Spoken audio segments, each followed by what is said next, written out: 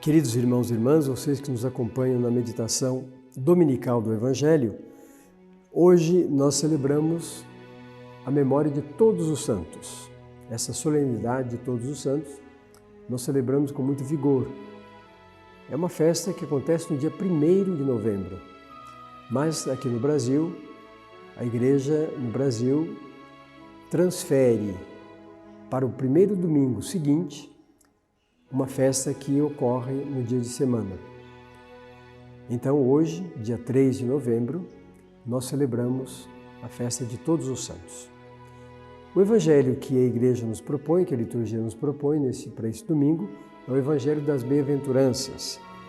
Em São Mateus, capítulo 5, versículos de 1 a 12, nós encontramos este texto das Bem-aventuranças. E é este que nós vamos meditar hoje. Vamos ouvir, antes de tudo, esse trecho do Evangelho.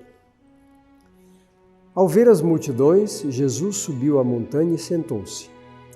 Os seus discípulos aproximaram-se dele.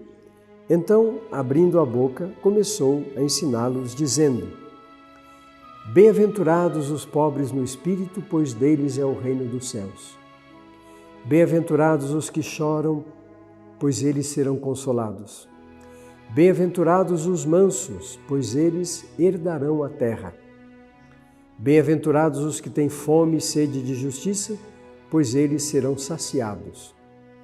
Bem-aventurados os misericordiosos, pois eles alcançarão misericórdia. Bem-aventurados os puros de coração, pois eles verão a Deus. Bem-aventurados os que promovem a paz, pois eles serão chamados filhos de Deus. Bem-aventurados os perseguidos por causa da justiça, pois deles é o reino dos céus. Bem-aventurados sois vós, quando vos injuriarem e perseguirem e mentindo disserem todo mal contra vós por causa de mim. Alegrai-vos e exultai, porque grande é a vossa recompensa nos céus. Este trecho do Evangelho de São Mateus, no início ainda do Evangelho, que nos fala destas indicações que nós chamamos de Sermão da Montanha, mas vamos pontuar aqui algumas coisas importantes. No dia de Todos os Santos, nós ouvimos esse trecho do Evangelho. Por quê? Todos os santos que a Igreja apresenta aos fiéis como objetos de devoção, como referências de homens e mulheres que na vida souberam amar Cristo e seus irmãos.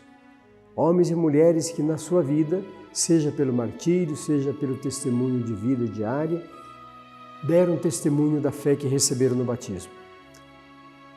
Este trecho do Evangelho fala a respeito das características dos santos. Começamos, por exemplo, a ver os discípulos todos se aproximaram de Jesus para ouvi-lo e ele ensinou. Portanto, é um ensinamento de Cristo. Não é um texto piedoso, é um ensinamento. Este trecho começa dizendo: Bem-aventurados os pobres no espírito. Tem uma consequência para isso. Bem-aventurados os que choram. Uma outra consequência para isso.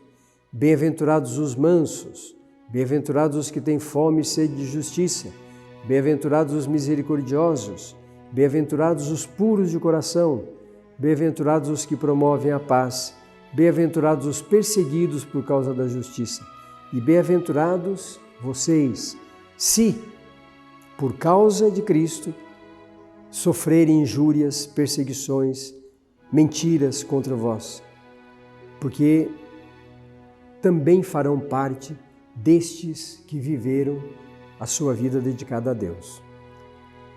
As bem-aventuranças comportam cada uma delas uma promessa.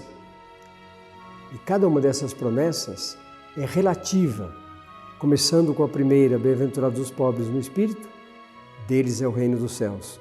E vamos lá na última, bem-aventurados os perseguidos por causa da justiça, pois deles é o reino dos céus.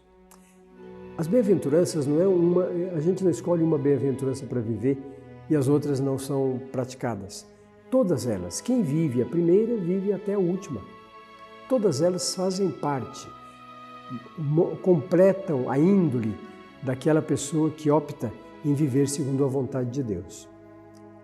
Nós, certamente, procuramos viver sobre a vontade de Deus, sob essa vontade, e procuramos cumprir essa vontade de Deus.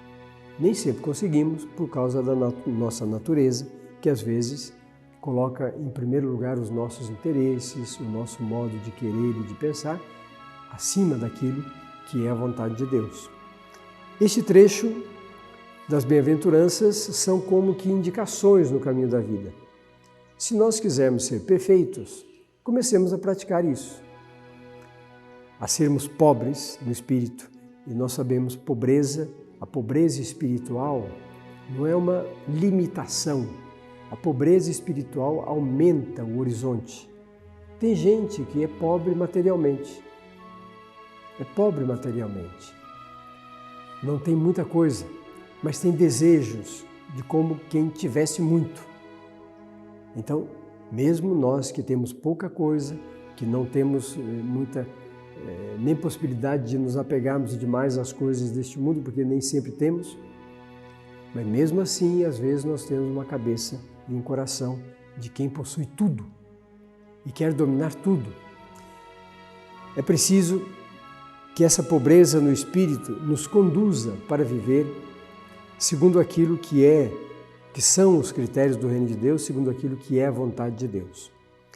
As bem-aventuranças todas, como disse, são sinais.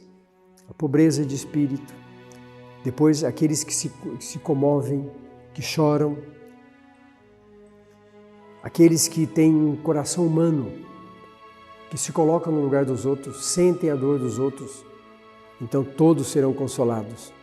As pessoas que têm mansidão de espírito e de alma. Mansidão significa uma pessoa que vive ativamente contra todo tipo de violência, todo tipo de opressão. E ela, desse modo ativo, ela se apresenta como uma pessoa não violenta, uma pessoa não rancorosa, uma pessoa que não guarda ódio no coração, uma pessoa que faz o bem e procura sempre estar do lado do bem. E tantas outras coisas importantes nesse trecho que o Evangelho nos apresenta. Que este dia de Todos os Santos, queridos irmãos e irmãs, nos lembremos de tantos santos e santas, homens e mulheres, não sabemos o nome deles, mas deram a sua vida pela fé, deram testemunho, e por isso nós hoje nos lembramos de todos eles.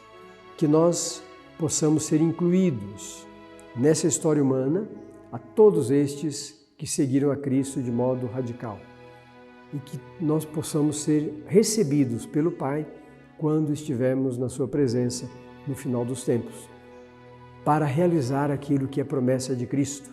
Um dia todos ressuscitaremos. E é bom que nós trabalhemos aqui neste mundo, vivamos de modo tal que possamos atingir e cheguemos à ressurreição e à vida plena.